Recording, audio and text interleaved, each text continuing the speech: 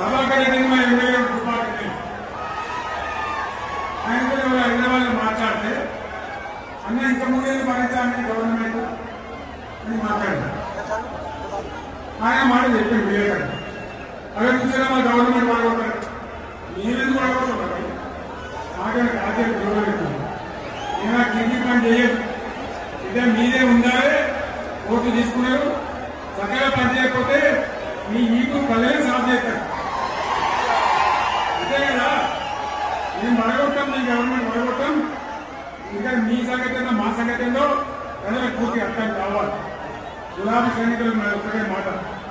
మనం ఈనాడు మేము పుట్టిందే చదువు త్యాగం చేసి, పుట్టిందే రాష్ట్ర సాధన కోసం, స్వార్థం కోసం మనం పనిచేయాలి.